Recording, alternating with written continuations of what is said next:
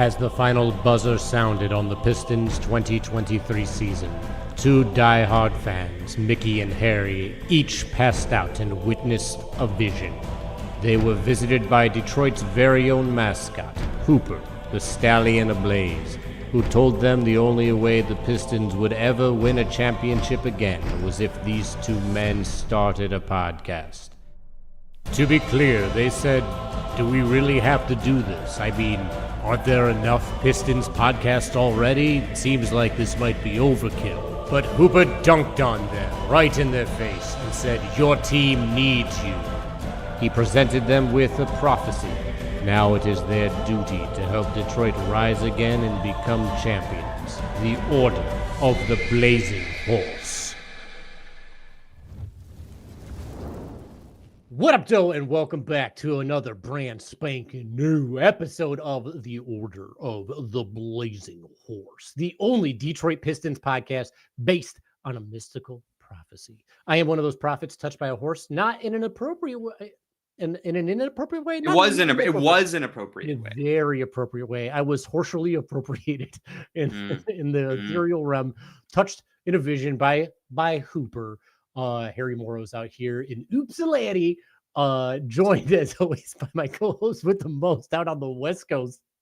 I'm Mickey Jacobs, just here, just basking in that 8-game 2-seed status, baby. How's it feel? How's it feel, right? It feels like number two has gotten us to number two, and I'm feeling like the number two as a fan right now. Deuce. The deuce. It's honestly pretty wild considering the first quarter that they've had almost all season, considering the shooting woes that they've had all season, considering the free throw shooting that they've had all season, and just like where this team was projected. I remember at the beginning of the year, we were very high on them. I mean, we went full homer status and we're like, they might be the 3 seed, right? But most pundits are like, we're talking like 5 seed, 6 seed. Maybe they get to the play in because Orlando's going to be so good. Atlanta's going to be so good. The Knicks are going to be world beaters. Cleveland's going to be so good. We think Miami's going to come and stomp on people. That ain't it. And as OG unnamed YouTube user has said in the chat, what a great start to the season. We basically only lose to elite teams, the top seed in the East this year and last year. Yeah, it's pretty sweet. Gosh, these first quarters though, what is happening? They're abysmal. I mean, they've had a couple okay ones, but like, I think it's well, let's cover the whole thing right now. The Pistons are 6-2. They've won 4 in a row. They've got Brooklyn tomorrow, so hopefully they'll be 5 in a row. Some sleep till Brooklyn. Yeah. Some sleep till Brooklyn. But you're right. The first quarters are fascinating. They get out to these slow starts. Like, it takes Cade a while to get going in these games. I think part of the reason too that the first quarters especially are so slow is because the Pistons are not shooting threes, like, really at all, it seems. Yeah. By the way, the 2 field goal percentage isn't great either. No, it's pretty poor. Scoring is a problem. And then, but they just, the defense has been incredible. And the compete level has been a lot better since the first few games. So I think, from the other Pistons podcasts and stuff I've been listening to, it's actually encouraging just because in theory, these are fixable problems and they are winning in spite of them. Yes. So I'm encouraged, even though like sometimes it can be a little sloppy, a little handful of empty possessions, a lot of empty possessions. But man, Cade been clutch, huh? Cade clutching him. Cade clutching my pearls. So good. In the fourth quarter, Cade has to save his energy for the fourth quarter so he can score 20 for the fourth. It's so nuts watching him in the fourth quarter. This was the third quarter for him last year. Remember, last year it was third quarter Cade, where then the rest of the team could help out in the fourth. Now, every time he takes a shot, I'm like, he's just going to make it in the fourth. It seems like everyone else is dog tired and he's just beasting out. Like when he shoots that midi, it's over. When he shoots that little hook shot, it's over. The 3-point percentage is 45. I think it's 45 plus in the fourth quarter. He's leading all scorers in the NBA in the fourth quarter, averaging 12 points per fourth quarter, which is nuts. Like, it's just super nuts. I mean, the last game he scored 31. He only got 2 free throws on the way there. And like, he's making the right reads. That's disgusting, by the way. The whistle continues to be bogus. In a season when refs are like blowing that thing like there's no tomorrow. They be blowing like the De La Soul IMIB track. If anyone knows that from Balloon 9 State. A lot of blowing. I am ACO and I be blowing this horn. They're tooting that thing. That thing. Austin Reeves is just swimming in free throws. And Keontae George too. He's been getting them. George, he's getting to the line. Before we get too far in it, do you want to talk about last night's game? Like last night in the Grizzlies, Cade Cunningham back-to-back fourth quarter 19 points scored, which is insane. Absolutely fucking insane. Yeah, the turnovers are down too. Way down. I believe it's 0-1-3-3 in the last 4 games. That's solid. Averaging like 9.5. That's like that ratio, baby. It's what you want. It's what you want out of your top guy. And even though the 3-point shooting hasn't been stellar for the first 3 quarters, 46.5 or something it's wild. Something nutty. In the fourth quarter, but the turnovers, arguably Cade Cunningham's biggest Achilles heel. He's really been careful. And he's been taking a lot better care of the ball. I don't know if it's because, those assists are a little harder to come by with the lack of shooters, but him taking care of the ball is so good to see. And it does feel like around the rim, he's just like being a little more decisive, like knowing what he wants to do. Definitely aggressive around that rim. Yeah. That's why he should be getting the whistle more. I mean, JB called it out. He goes, I don't understand how a guy like him only gets 2 free throws. He's driving pretty much every time and people are hitting him every time. Well, that's everyone's argument with Shea. Is like, well, yeah, he gets the whistle all the time, but he drives a lot. I feel like Cade's numbers are on par with Shea's in terms of like drives taken, if not more. Honestly, like who drives more than Motorcade? Who? It's true, and I think there is something. I heard there was a game with 66 free throw attempts this year. I think that's true. My bet is it was a Lakers game. Because they get the whistle. I think it actually wasn't a Lakers game, but yeah, the refs are out of control. They need to tone it down. It's so much more fun when that whistle's not blowing. Just pace. Play. Keep the game rolling. Keep the action happening. And I don't know. Just imagine all the blocks that we'd be getting if the whistle was down more. Stu would be averaging 7 blocks a game. Number one in the league in blocks right now. Is that true? Yes. 7.1. 7.1 right now. Number one. I think Sixers are right behind it, like 6.9. But speaking of blocks last night, that Ron Holland. I mean, look, Stu's been putting up highlight, but I don't want to like brush past that. Duren's been good for. Duren's been. We'll get to Duren. We'll get there. Sorry, we'll get to Duren. There's a lot to talk about. We're talking about last night. Last night's game. We're talking about last night, where I'm still in the afterglow. Ronald Holland. I didn't gasp. I said, "Oh!" I said an audible "Oh!" when he stuffed Keontae. 4 different places in the league. He jumps Son, again. 25 years in the G League.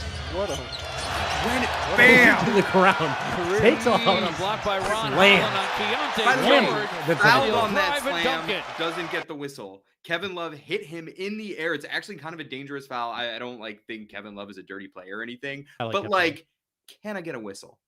Can I get a whistle?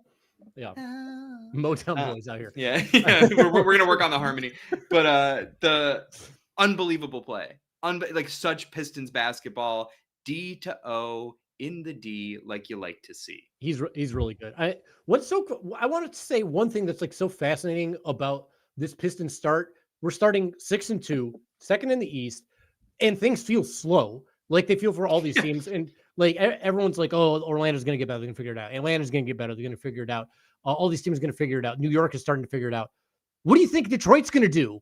Right? Like they're also figuring it out. Karras is figuring it out. Duncan is figuring out. We're developing 4 young guys. Like Cade's figured out and he's getting better, but like developing Ron, developing Point Ausar, which is brand new for him on the season, developing shooting the 3 and playing the 4 Isaiah Stewart, developing offensive force Jalen Duren. Like, you're developing young guys and you're still winning in the Eastern Conference at an above average rate. You have the number 3 overall defensive rating and like a middle of the road offensive rating, I think like 18th. It's crazy, and I have high expectations, and it still feels like this team is missing a piece. They still don't have Jaden Ivey. They don't have Marcus Sasser, arguably 2 of the better put the ball in the bucket getters. And I mean, you could make an argument that they could go out and get somebody. They have the picks to do so. They have the salary to do so. And if they're playing this well as things are going forward, decisions are going to get made. But like, all that's to say, like, what Ron is doing right now is so exciting, averaging over 10 a game, like almost 3 stocks a game, almost 3 rebounds and an assist or so. He's shooting how well from 3, Mickey? 34 and change. 34.6 from 3 in this young season, 1 for 1 last night. Bobby Buckets. I cannot believe my Nightbot asked you to stop spamming. I got to take care of Nightbot. Nightbot is so. Yeah, Bobby's the riffraff. We got to. Who is he?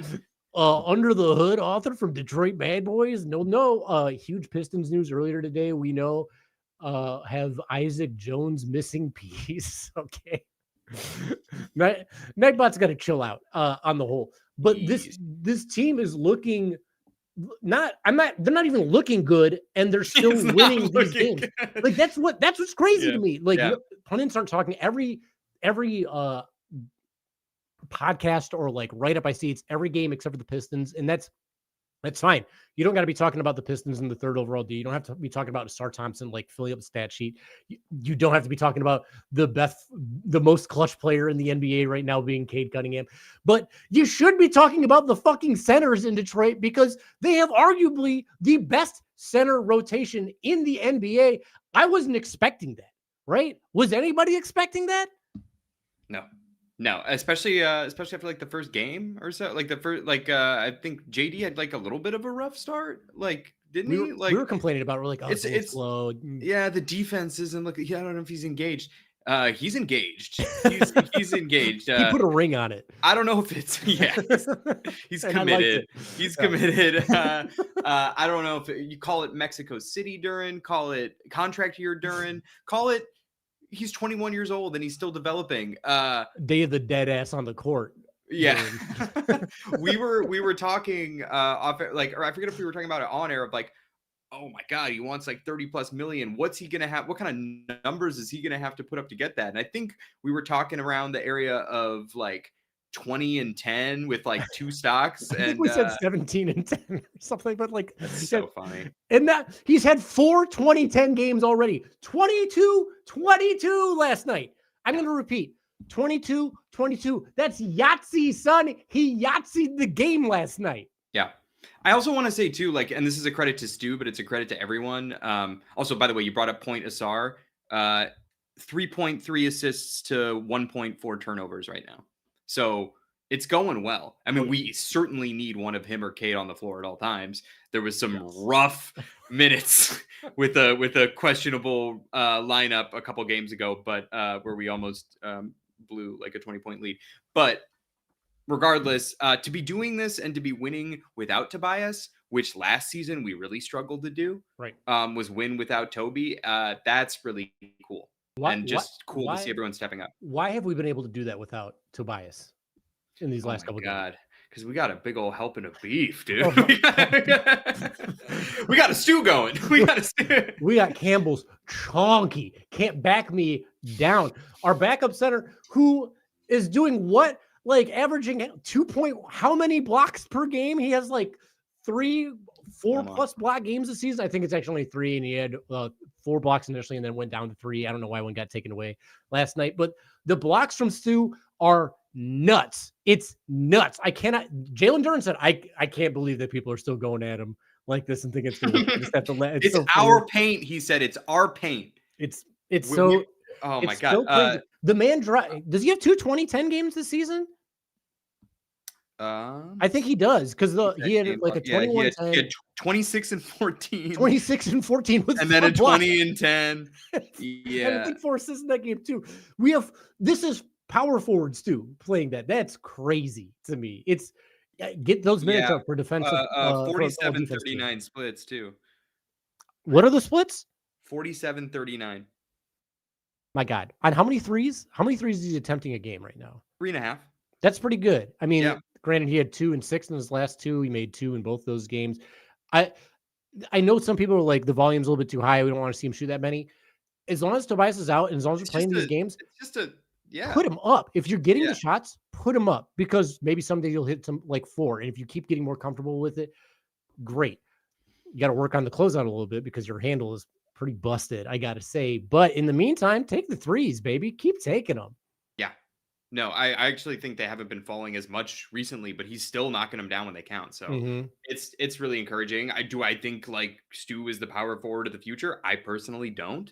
But I do think he's just done nothing but improve year after year. And this doesn't seem like it's going to be an exception. No, he's looking so good. He's looking like maybe the most improved player on this team. And that's friggin' saying something. Like with the way Duren's playing, with the way Ausar's playing, with the way Ron's playing, with the way Cade's playing. Like they're, as Bobby says, Ausar, Duren, Isaiah, Ron, all showing internal development. Love it. That's why Trajan didn't make the big moves, because he said we're going to internally develop. And guess what? They friggin' did. And that's working out better than essentially every non-Kevin Durant move that was made this offseason. Like, amazing. Like early days. Who knows? Maybe the Desmond Laravia, who click. Who could have seen that? Yeah. Cut to Harry singing Laravian Nights. If the Lakers get a hold of that, man, I will be moving back to LA apparently. But I'll join you out there. But like the center position, we cannot dismiss Paul Reed, who in these games is also filling in and doing stuff and like picking up in small plays. The game where Stu and Duren, where Stu fouled out, Duren got ejected, and Paul Reed had to finish that game. Who won the game? Fucking Paul Reed with a block and like so much the disruption on defense. Yeah. It's awesome. And yes, Stu is a great chess piece to have fit in wherever you need him to. Unnamed YouTube, OG unnamed YouTube user. Look at who he was guarding yesterday. He shut out Lauri. Shut him. He made Pistons fans not want Lauri Markkanen on the Pistons. Have you looked at Reddit lately? It ain't great. And like Lauri was one of the best scorers in the NBA up until last time. He still put up 25, but he had a rough game doing it. And like, so Stu shutting out Lauri. He's guarding Svi, who apparently no one else was guarding last night. The amount of open LeBron James. You mean Ray Allen and just so he's a good shooter, but like for the love of God, guard him, Duncan. But like just put a body on that man. And then he was guarding Keontae George. There's a possession where he's guarding Keontae George as well. And the shooting percentage for Keontae, for Yusuf Nurk, and for Lauri Markkanen was embarrassing. It was dismal last night. And in the game against the Grizzlies, Stu and Jaren Jackson, I think Stu won that matchup. Jaren exploded in the fourth quarter. Yeah. But overall, could not miss from deep. Good Stu game, exciting stuff. The defensive clinic that he's been like, there was we were leaving Svi wide open. The Svi revenge game, but shooting over the severe. There was a possession where Stu just stays with him, then switches on someone else, and it's just on like Keontae George. Elite defense. Blocks. Oh my God, the blocks. And when we're talking about blocks, I know we brought the Ron block. We brought these Stu blocks. How about the Ausar blocks? When big dudes think they have the easy bucket at the basket, I like who from behind. Ausar, who leaps so high. We skated this on Blue Sky. When Ausar leaps and they show like the slow-mo replays, it looks like when a great white shark is leaping out of the water after a seal. It's just so scary. Yeah. It's so high up there. You're like, I didn't think this was possible. It's great. We have two of the best defenders in the entire NBA on this team, and they've been playing in the starting lineup. And guess what?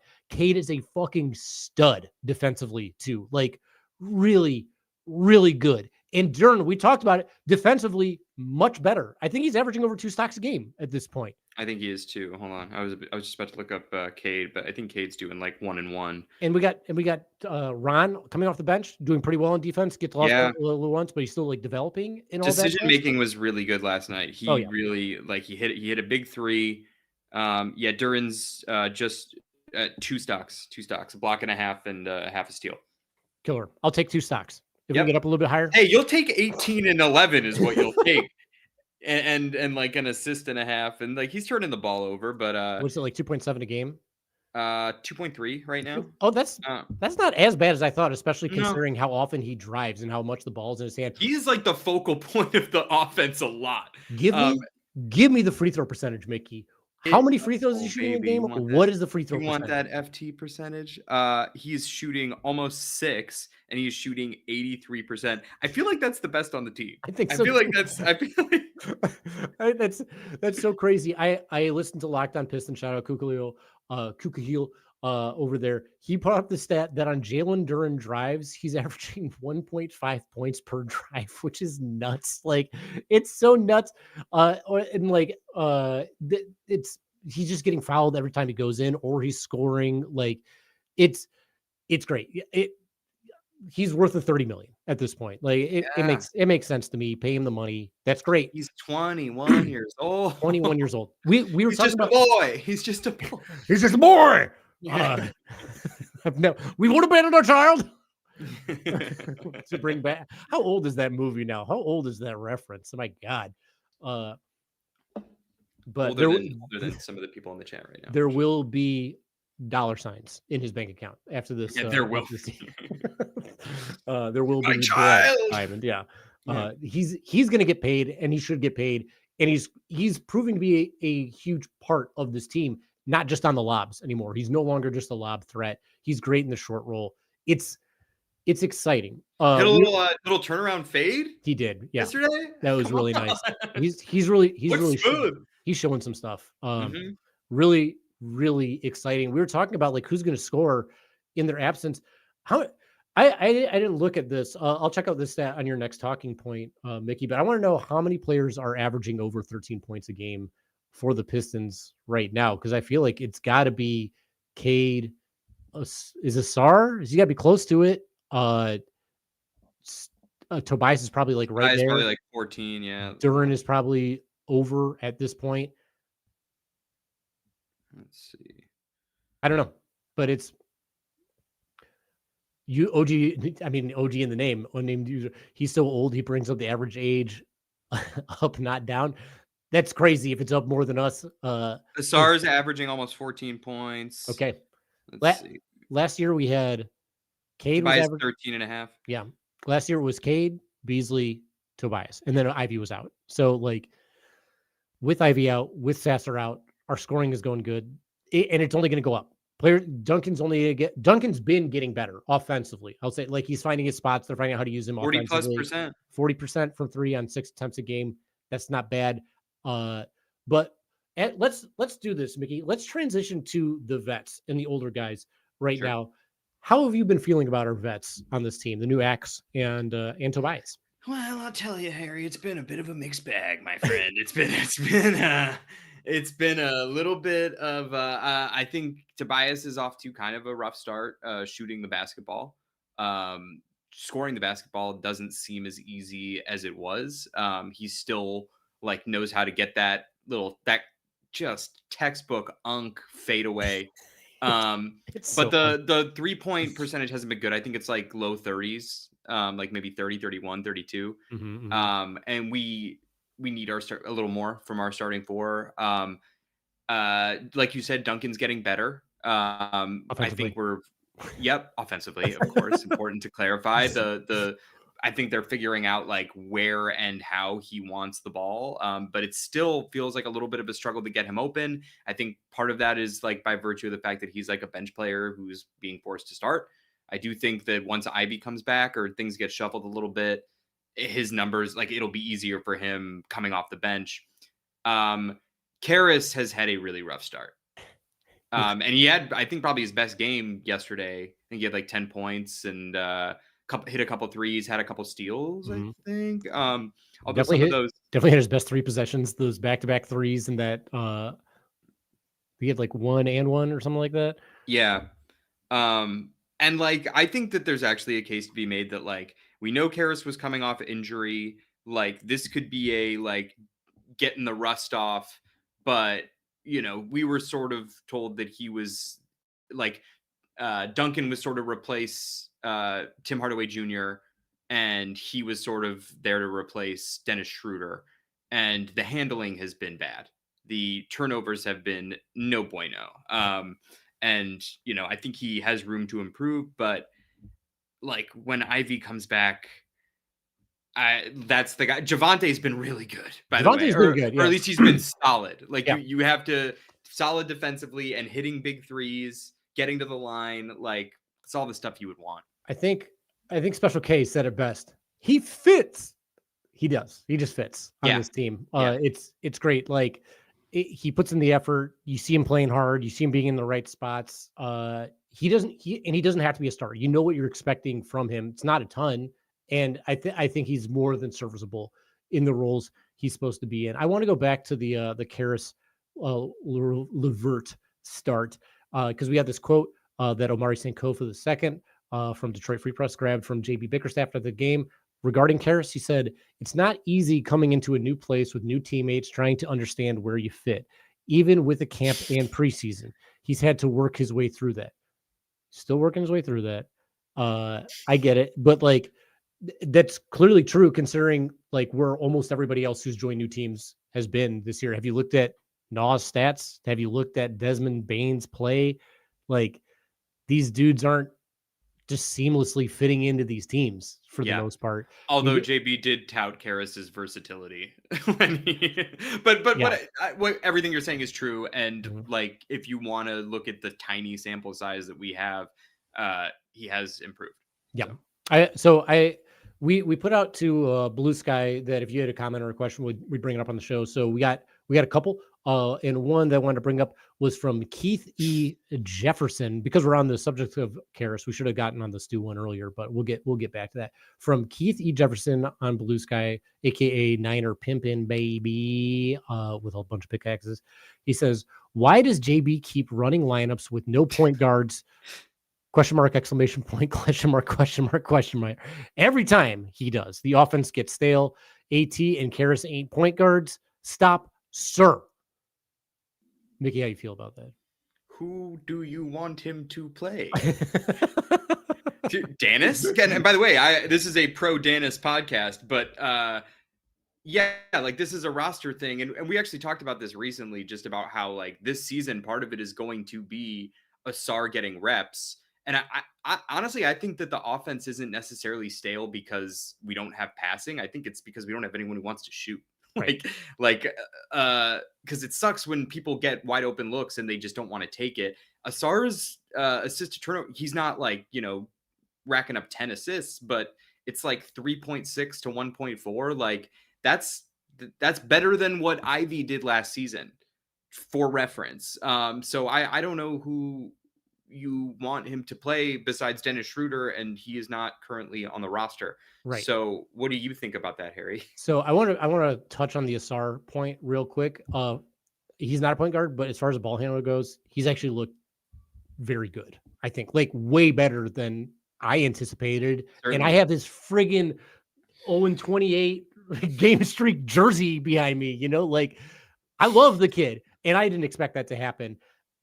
People definitely want him to play Danis. That's fine. Like I wouldn't have like a super problem with it, but if we're developing this art, let's develop him. And I think it's working out. And I think part of the reason that the assists aren't higher is because people are not ready for Asar's passes. I have seen at least 3 or 4 people when Ausar drives and he dishes off, their hands are down. They're not ready. Hits him in the stomach. It's over. Like it's just like a miss. It was the same problem when Cade and Stu started working together, that they didn't have that pick and roll chemistry yet. So Stu didn't have his hands up. Now they have great chemistry, right? It just takes time. So we're going to see some of that. As far as Karis being that guy, I thought he would be, and Karis is not.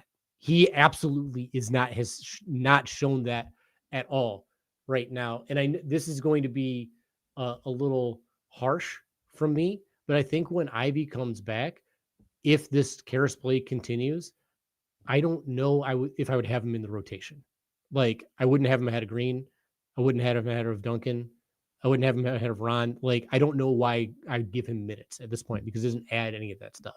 And the third thing I want to say about like middle point guards, like you said, we don't even have Sasser playing right now. Sasser's injured. So you're missing your secondary playmaker who's supposed to be Ivy. You're missing Sasser who's supposed to be your third point guard. So you do have Danis, but like, what do you want to do with Danis? at this point. Like, what's the plan with Danis? If you're not trying to develop him to be like the future of this team, then like in case of emergency only. And let's see what we have in the other guys. Plus, we have to get Karras going. You have to get him going a little bit. It's just, I think when those guys are out there, maybe you want to have a few more starters with them. And it seemed to be there was more Karras and Cade last game, which maybe was helpful. I don't know. Not entirely sure. But it just seems like the rotation is going to change up a little bit.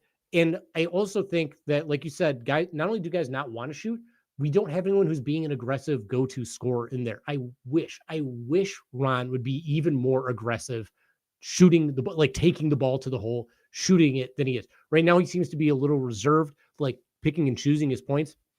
And that's fine. But I would absolutely love it if he just like unleashed the beast. Right. If JB was like, we need a go-getter in the second unit, Ron, just be the star of the second unit. I'd be thrilled. And I think he's close to doing that right now. I think it's a little slow getting there, but I think it'll happen at some point. So, who knows? And like, when there's a lot of other, excuse me, backup ball handlers for second units, when you look like a TJ McConnell, or you look at, who's the guy that the Grizzlies have that used to be on Ty Jerome. Thank you. Who's been hurt, by the way. Yes, who's been hurt. But like guys like that, not only are they ball handlers, but they're aggressive scorers as well. Right. Yeah. So if that's your secondary ball handler, it's going to look a lot better because Peyton Pritchard last year. Right. Exactly. Right. So guys who score and handle the ball. We don't have guys who do either all that much available right now. So it's just a question. Yeah, we don't have like an AJ Mitchell or a Cason Wallace. God damn it. No, man. God damn it. Everyone on OKC is so good at basketball. It hurts so bad. They did finally lose. So props to whoever took them down. I don't even remember who it was. But who was it? I didn't know that. I don't remember. They lost yesterday, I think. Nice. But get them. They're also a little shorthanded. They didn't have Chad. They didn't have J-Dub. But AJ Mitchell's really good. That's gonna happen. So that's where we're at. Keith E. Jefferson. I think that problem will resolve itself as in the next couple of weeks when Ivy gets back. He's going to be reevaluated to a little bit less than 2 weeks, maybe a week and a half from now. We'll know what's up. And Sasser, who knows when he'll be back? As far as that goes, and like. Also, who knows with these moves? We still have that 15th roster spot. Some people think it's being held for Beasley. Beasley certainly seems to think it's being held for Beasley. I think it's just a strategic piece. Like, you don't know if you need it. OG, unnamed YouTube user, says Karras at his best when driving and kicking, but the lane is packed with starters. With the starters up there, imagine how packed the lane is with Karras, Ron, Green, Ausar, Reed lineup. It is. It's super clogged. Even when he's driving, it doesn't look. He looks out of control a little bit. It's very. Yeah, I don't trust it. Like, yeah. Ausar's handle looks better. I feel like Sasser's handle would look better, and like Sasser getting part of me just wants to see like what would it look like if Karras started just like and was like more of a spot up like guy, just because like Duncan in the starting. I mean, he hit some catch and shoot threes. Like he did hit some catch and shoot threes, but is that 15th roster spot that Isaac Jones news that you were talking about? Oh, who is that? Is he the guy that got cut by the Kings for friggin' Precious Achiuwa? Yeah, they claimed Isaac Jones. What? That's what you were talking about? But, well, Harry, you wanted there's a player on the Sacramento Kings that you wanted. So, yeah, I want Keon Ellis bad. This is so crazy. I'm sorry. He's 6'9". He's 6'9". I like that. Why did we claim a fourth center? Did he get the 15th spot? Yeah, he's getting the 15th and final roster spot on the team. Doesn't look like he shoots neither, does he? Oh, was he shooting 37%? He's just like a young guy they're taking a waiver on. I just think maybe they're taking on this Beasley punching the air right now, dude. That's not. So they're taking on this other center for more Stu playing the 4. So you have more of a center rotation, maybe more of a 2 big rotation if need be. Well, this is interesting because like, what does this mean for the trade exception? Then you just have to send out more players than you get back, or you just send right, exactly. So, but like in order to take advantage of the trade exception, we would have to ship 2 players. Yeah. That's interesting. It is interesting. It is interesting. And Mickey, you are right. There is another Kings player I want. I want Keon Ellis so bad. He wants Keon Ellis, I want him everybody. I want him so bad on this team. They said gotta- YouTube. I mean, yeah, YouTube user says they will cut him or Green if Beasley comes available. Probably. Green? Green's playing so well, though. He's playing so well. I would rather cut Karras than Green right now, but hard. I don't. Can you do that? Can you even? I don't know. I'm sure they can, but then they have Can you just waive? Can you just waive? Probably have to eat some dead money. Eat their contract. Yeah. But that you want the Karras contract because it's tradable. Right. So like it's money that you need to be able to go do something. That would be part of your package, right? I do think that when we're talking about tradable contracts, we'll get into the trade thing in a second. That's spoiler alert. We'll move on to it, but let's bring up this other question. Since we're on the center position, Mark Carey, Mark A. Carey or Carey, I don't know how to pronounce it up there. Mark on Blue Sky said, "How many games does Stu start this year, and who's going to make more threes and start more games, Stu or Duncan?" That's a fun question. Do you want to take this one first? Sure. I think Stu will start 15 games this year. He's already got 2. I think he'll start 15. And you think he'll start? Okay. Yeah. And I think Duncan Robinson will still hit more threes. Yeah, I mean, just by the volume that he's taking and the rate at which he's hitting them. Yeah, and so at that rate, I think. So Duncan started how many games so far? 8, and he'll probably start like another. I think Duncan will start more games just due to injuries and all that stuff. But I think it's gonna be close. Ooh, OG says Stu will start more games, and he says you can't cut Karras over these guys. Those guys are basically non-guaranteed. That's right. Like the money thing. Karras isn't something you want to cut. I don't think any player. Thank you for clarifying. Yeah, right. I bet Isaac will get cut if Beasley becomes available, just because Beasley works here so well and the shooting is like so important. And he was like such a huge part for this team. The rhythm of it was so good. Just like because we're getting like stops, but when you can kick to that guy who's just like itchy trigger finger, like a finger aching, can get that thing off in a phone booth. Man. Like, get it out in a phone booth, hitting them threes. That's what we after the game gonna hit them trees. I miss it. Like Top saying, yo, just don't gamble, please. This is all canon. This isn't just off the dome. I mean, it is off the dome, but these are all things that happened last year. And those were memorable parts of this. He's ready to smoke up now. And he is ready to light it up now. And we're ready to have him do that. It's just maybe he's got a better chance if he likes and subscribes to the order of the Blazing Horse. You sneaky. And if you haven't done it yet, just like, subscribe, turn on the notifications. I mean, what's it hurting? In this economy, free. You know, if there's things free is cheap. Free is cheap. How do you feel about the Stu starting thing? Do you think how many games do you think he's going to start? Who starts more, him or Duren? I mean, Duncan. Who hits more threes, him or Duncan? We were saying that like maybe that should be the case against like Cleveland and other lineups where they've got a double big system. JB didn't do that. It seems like it's just a Tobias absence thing. But and it's I do working. think Stu has held up admirably. I really don't think he's the future for. Like, I don't think that, but like, I do think he is like part of the future of this team. Like we've been saying since last season that Stu is untouchable. Like barring like, you know, any of the top like 5 best players of the league or like 5 to 10 or whatever. Like nobody wants to let Stu go for both tangible and intangible reasons.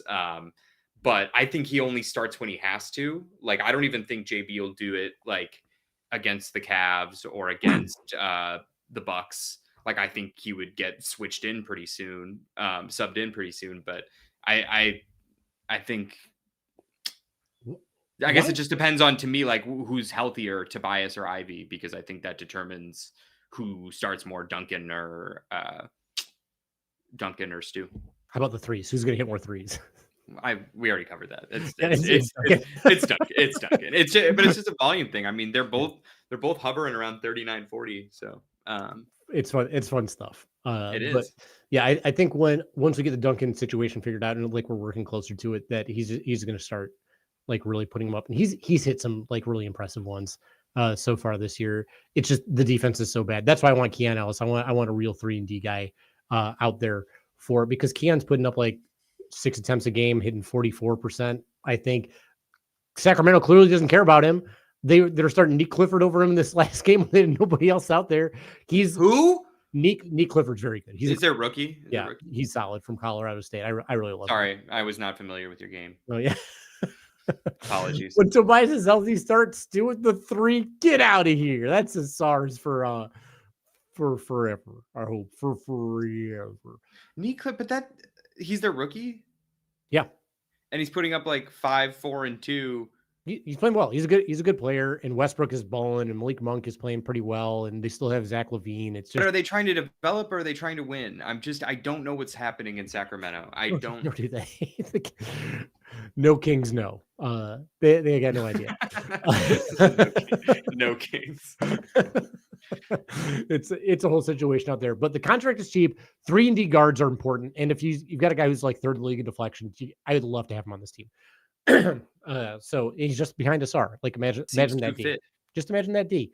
I'm all for Duncan to the bench. I think that's a better position for him. I think that would help a lot of things. Like Yeah. I think Ivy's return will help a lot of things. I think Duren Duncan will be more efficient. Yep. And have an easier time getting open, as we said. And I think the attention that Ivy gets, assuming he like stays aggressive and can take care of the ball, will help Cade. Absolutely. Him knocking down just a guy. And like one of the things I love about Ivy is he really wants to punish guys for going under screens. Oh, yeah. It really seems like he takes it personally, and he really works on that shot. And he was shooting like 41 before he was brutally attacked by Cole Anthony last season, before, which we're over, and it's fine. But, and then imagine him in the second unit too. If he's like the head of the second unit snake, great. Yeah. Then we're in a whole different situation as far as that that whole process goes.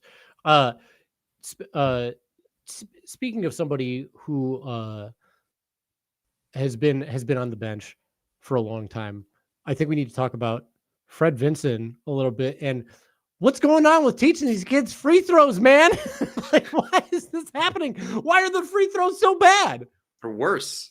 They're worse than I mean, we're joking. Like it's not like he can just snap his finger, but like that is sort of, they're horrible. Not really but yeah, I mean, I don't know what's going on. There have been 3 games. Cade's free throws have been pretty bad. There have been 3 games this season where he has missed Cade Cunningham has missed 4 consecutive free throws. What up with that? Ooh, what? Ooh, what is up with that? That it's bizarre. Yeah, it's weird. Like it sucks. Ausar we get. Ausar. But I'd like it to be better. I'd like it to be better. Yeah. I'd love it to be better. Like, yes. I don't care about the 3-point shot. Work on the free throw shot. You're getting to the free throw line. So you're going to have to shoot free throws. You don't have to shoot through. Yeah. And we don't want to be we were talking about it last week or the week before, but you don't want to be in a situation where they can just hack. Especially if he's a ball handler, you know? So I like how you said a situation where they can hack. Well, I hacked off Mike. To Synergy. I just knew it. I was trying to add to the bit. It's not at all the mucusy, chilly November temperatures out here. But yeah, I hope the free throw percentage gets better, because it's not like this team, not like these players were bad at shooting free throws last year all that much. Can't get any worse. I guess that's fair. I certainly guess that's fair. So Fred, if you're listening to this, please get him to the line. Do your job. Do your job. No, you're supposed to be the shooting guy. They can't shoot. You got to be the shooting guy. Okay, let's move on to this Ivy, and we talked to the trade piece of situations. Mickey, my question for you is, how badly do the Pistons need a second scoring option, and should the Pistons make a move earlier as opposed to waiting to the deadline or to the end of the season? And chat, I want to know how you feel about it too. Yeah, I think we've been really patient, and they've been really measured, and they've not made a swing on someone big. I mean, look, it all comes down to availability and who's available, because it takes two to tango. And but we've been looking around. We've been looking around at like whose value's high, whose value's low. And that's why we are all in on Ja Morant. I'm kidding. But no, I think the fact that the Pistons have been winning like and shooting as badly as they have from deep, and just in general, they've been shooting bad in general across the board, kind of. And it would suck to lose this momentum, because that just starts to take a toll with how well everything else is going. And I don't think I don't think we're just like a couple games away from like Karras finding it and being like a huge contributor to this team, or like Duncan Robinson like suddenly like playing amazing defense, or like, and I know like those things aren't to be expected, but like Cade needs help. I do think like he will start to get like worn down. I think it's like about preserving him. So OG, we're not talking about going all in necessarily. Like that, there are moves that could be made. Like there's sort of like levels of moves that could be made. Like just how at the deadline, we got Schroeder for nothing. To quote the hella popular rapper Macklemore, there's layers to the shit, player. Tiramisu. That's my goat right there. That Macklemore. that's shout out the goat. But yeah, I think there's like no one's saying like go all in on like Triple J or Lowry. Although I mean that's interesting. Harry is saying that about Lowry. Harry's Lowry pilled. I am disc golf pilled. he's disc golf pilled. He likes that seasoning. He wants that Lowry salt. But there's levels to it. So it could be as simple as like a trade exception in a few seconds for like a Keon Ellis if the Kings are just like not gonna do anything with him. We were talking about like sort of your upper level role players like Trey Murphy, who's shooting like 38 and 35 splits. We know Troy Weaver. Troy Weaver loves Jay, or at least he drafted Jaden Ivey. Mm-hmm. If you think Trey Murphy's ceiling is higher, and I'm not saying you think that, I kind of think that. His height is certainly higher. His height is certainly higher, and his defensive floor is higher, and his assist to turnover ratio is better. Mm-hmm. So those are things that even a PJ Washington would help this team immensely. We're talking about like, neutral or better defenders who can shoot and score the ball. Yeah. And so what do you guys think? So OG, you're talking about smaller names. We've talked about some of those here.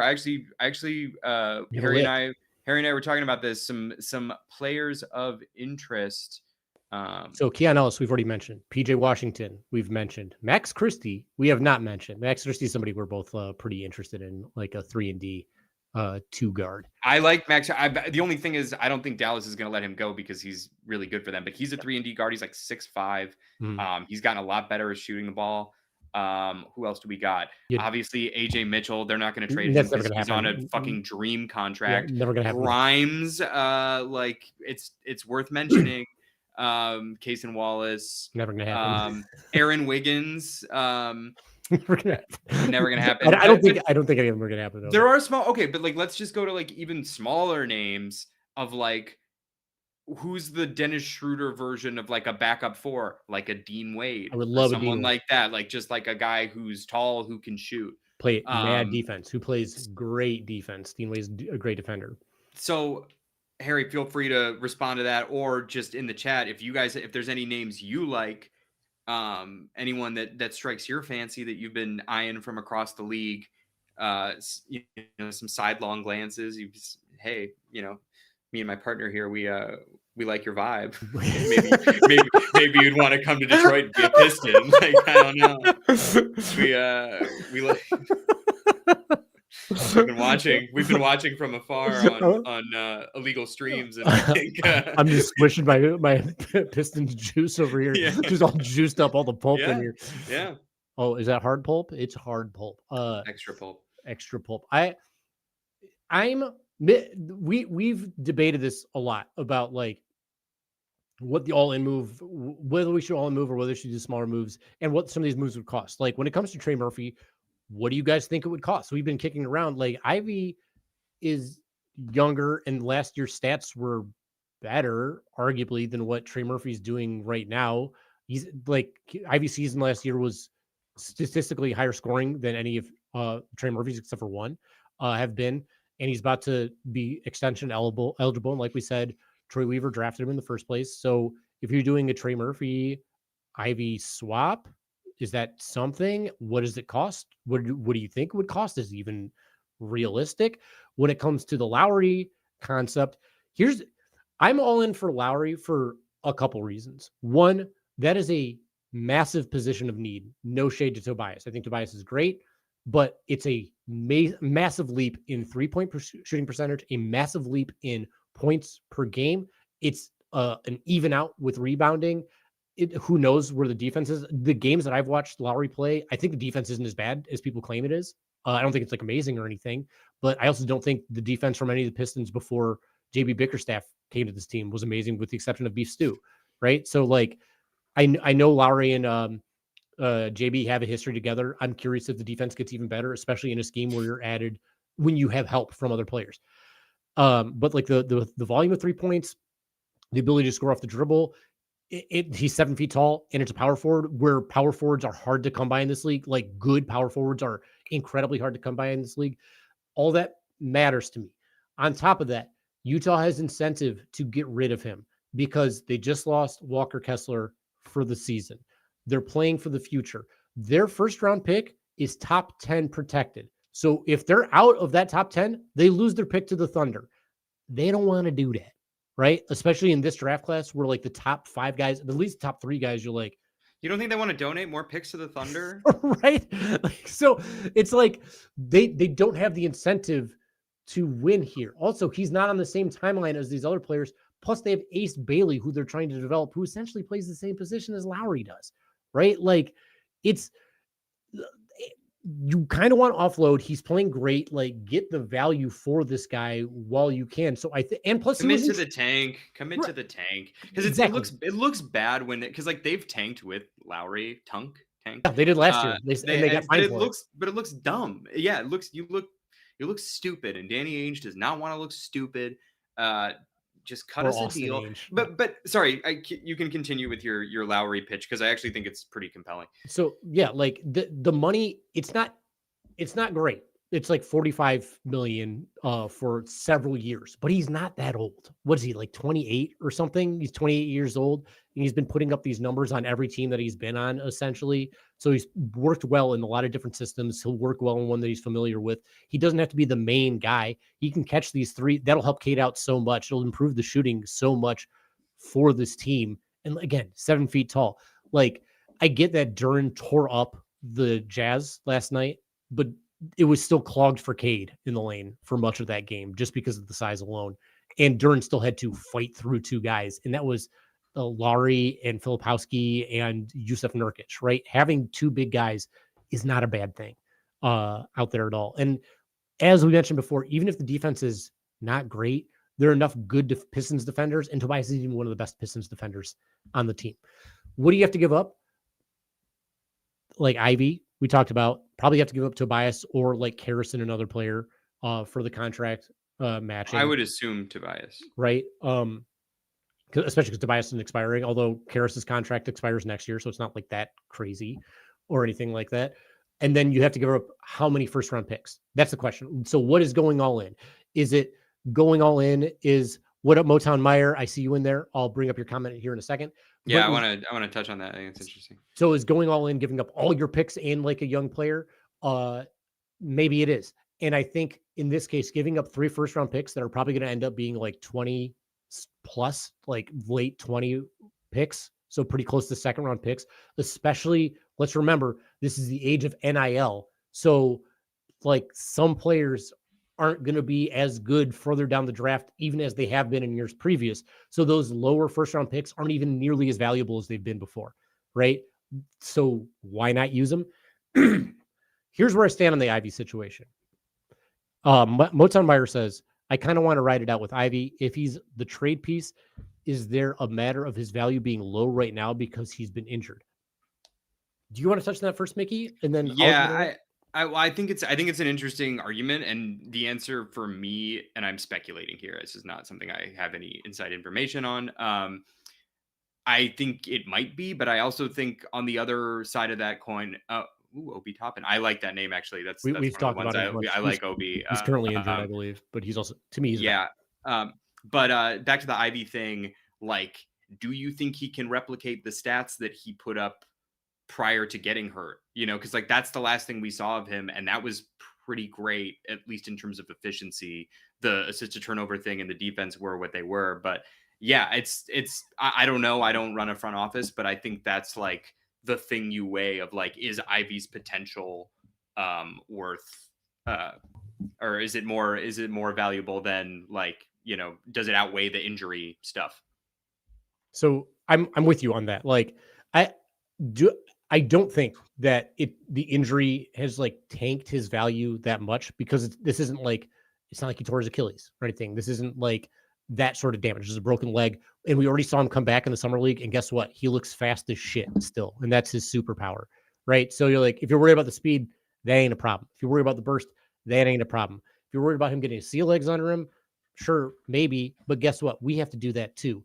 And the reason that I'm more into moving him, no shade to Ivy, I think he's a great player. And I think he could end and he up, wants to be here, by the way, which is super cool. I like him a lot. For me, it's a question of money and it's a question of development, right? We already missed, excuse me, half a year of developing him, and we're missing the first month of developing him right now. Meanwhile, we have, as we mentioned earlier in this podcast, 5 young players that all need developmental minutes and are all showing that not only are they developing, but they're developing rapidly and they fit very well in this system. So if that's the case, and you still don't have your secondary scorer, you still don't know who's going to be like your second star, second option. Are you going to hope that Ivy becomes that guy, or hope Ron Holland becomes that guy? Like one of those two become that guy who's your second on ball, like scoring threat for serious, your J-Dub, if you will, to Cade Shea? Or are you going to keep developing the other guys and get somebody who is guaranteed to be that, who's also at a position of need where you have an uncertain future because Tobias Harris is only here for the rest of this year? The other reason I bring that up is, like I said, with Lowry, this is Lowry specifically, and another dream name we've brought up in previous podcasts, and also like now that it seems like Ja's on the way out, potentially in Memphis, if they blow it up, JJJ would be great for similar reasons. He shoots the three. He's a secondary scorer if he needs to be. He's a way better defender. So like there's all that. And he's tall, not as good a rebounder regardless. The reason I want that 4 is because of Ron Holland. Ron Holland is 6'9". He's big, but he's not a 4. Like you don't want him guarding the Giannis's or anything like that. And I get that you don't necessarily want like Lowry guarding a Giannis. You could have Stu come in that. It's going to be Stu anyway. It's right. going to be, yeah. It's just, but like on the bigger, slower 4s, it's better for Lowry to be there than it is for Ron Holland. Wouldn't you rather have Ron Holland on the perimeter on a guard than on like a big slow 4? I kind of would. So when I'm thinking about the future, if Ron Holland is in it and I want him to be in the starting lineup, my question is he more likely to start at the 2 or the 4? And to me, the answer is the 2. So I'd rather fill the 4 at this point. So get a guaranteed second scorer at the 4 while developing your future 2, who's already showing so much promise right here. Yeah, and the spacing he brings is just insane. Harry, I actually got to wrap up. Look, okay, yeah, we'll hurry up and let's mention just OG one here. He says Corey Kispert's another name in the trade exception. I like, yes, that dude can fucking pipe from outside. Well, y'all, thank you so much for joining us. That's pretty much everything that we got here. We got ourselves a tight 1 hour. Thanks for letting me know on that out, Mickey. Do you have any final things that you want to say? I don't, but I think like what everyone's sort of feeling is like some degree of move needs to be made, because I think like the fact that we're winning is great, but I think we all kind of recognize that like winning shooting at this level is not sustainable, certainly not in the postseason. So, you know, I would love for it to happen before the deadline, because that affects chemistry. It affects just like everyone gelling, and like, you know, it would just be nice to like be playing the style of basketball we want to be playing sooner. But you know, that's my preference. And again, it doesn't have to be a chip shove necessarily. I think there are tiers. I think there are like degrees of move. And I don't think we necessarily have to like leverage the future. Right. I do, but it's to each their own. Yeah. Here's one last thing I want to say before we get out. This is in regards to like developing these young players. We're talking about like the point guard situation, like who's going to be second scorer. What are we going to see out of Ivy? Like I said, Ivy will be reevaluated in the next week or so. So we'll know then. This is the runway we have to work with through the rest of November. Our games are tomorrow at Brooklyn. After that, Philly, who's just lost 2 in a row. And the reason they're 5-1 to start the season because they were shooting lights out from 3. Versus the Washington Wizards. Chicago Bulls, revenge game. Then home against Philly again. Then home against the Indiana Pacers, who have 1 win on the season. Then at Atlanta, who don't have Trae Young, ain't looking all that great either. Then you have 3 games rest, and you have a big game at Milwaukee against Giannis. That'll be an important one. Then you have at Indiana before 1-7. At Boston, who cares? At home against Orlando, who's also struggling, and at the Miami Heat, who seemingly have come back to earth a little bit. This ain't a hard month. Develop these players, see what you can get out of it, see how this team's looking, grow as much as you can. And if you're like making serious noise, get out of here. All right. So that's where I'm at. That's where Mickey's at. Thank you so much for joining us, guys. We really appreciate you being here. So we're going to close the show down the same way we always do. And that's just by reading the acronym OOBH aloud, because that's how a horse would say it. Chat, you've been great. It's exactly. Thank you so much for being here.